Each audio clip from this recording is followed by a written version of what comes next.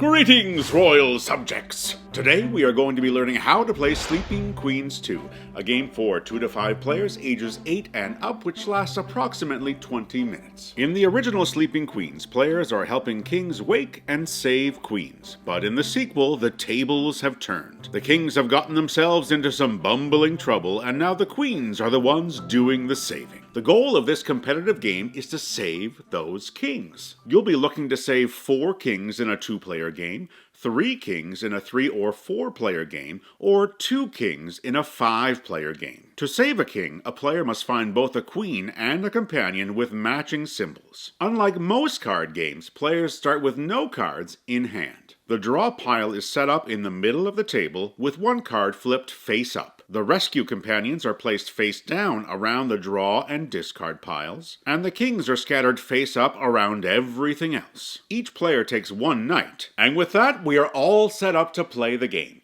Each turn of Sleeping Queens 2 starts with the roll of the die, which will allow a player to draw either 1, 2, or 3 cards face up into their realm, which is how players will find the queens they need to win the game. If the dragon is rolled, each knight visits the next player in clockwise order. The active player wakes up 1 queen if they're asleep, and then the die is rolled again. If a player draws a card with a lightning bolt in the corner, that is an instant action card and must be resolved immediately. The Sleeping Willows puts all of a player's queens to sleep, turning them face down. Switch Witch allows a player to swap cards with another player, and the Wild Gnomes bring some magical mischief to the table. Once the card drawing and instant actions are done, players can carry out 1 or more of the following actions. If the player can use their number cards to create an equation, for example, 8 plus 2 equals 10. They can draw 1 of the face-down rescue companions. If the player has a matching pair of number cards,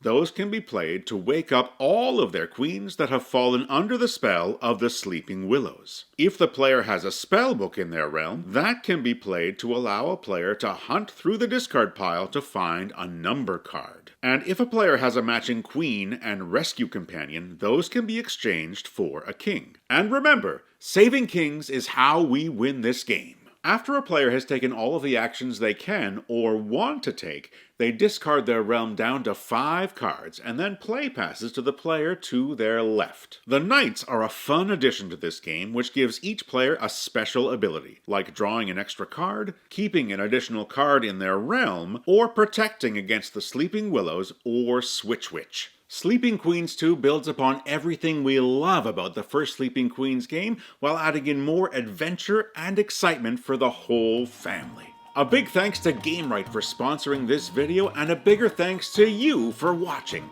And remember, whether you've got little players or big players, make sure that you keep playing games that make your thumbs go way up.